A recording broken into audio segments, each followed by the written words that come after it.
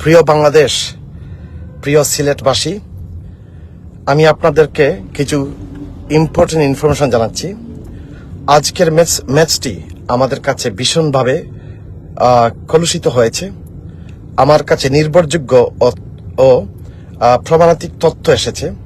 ম্যাচের ভিতরে থাকা একজন ব্যক্তি নিজেকে বিক্রি করেছে।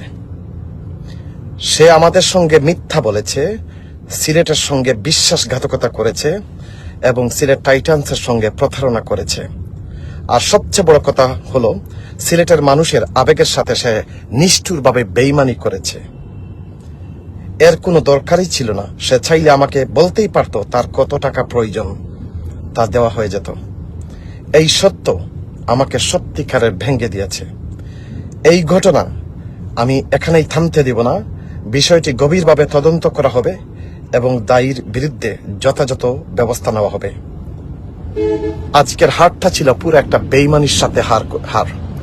যারা ম্যাচটা দেখেছেন, আমি আপনাদেরকে আবার বলবো, আপনারা অনেকে বুঝে গেছেন আমি কি বলতে চাচ্ছি। সো আপনারা সবাই ভালো থাকেন। এতটুকু আপনাদেরকে জানালাম। এই হারটা আমাদের হার ছিল না, এই হারটা হচ্ছে কমপ্লিটলি কম্প্রোমাইজড।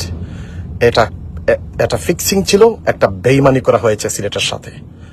তবে মানুষটা ভুল করে ফেলছে, সে ভুল জায়গায় হাত দিয়ে দিয়েছে। সে আমাদের সিলেটের আবেগের সাথে হাত দিয়ে দিয়েছে।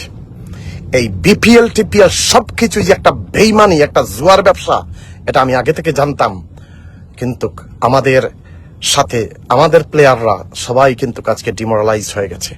পুরা সিলেটের মানুষকে কান্না করানো হয়েছে বেইমানের কারণে।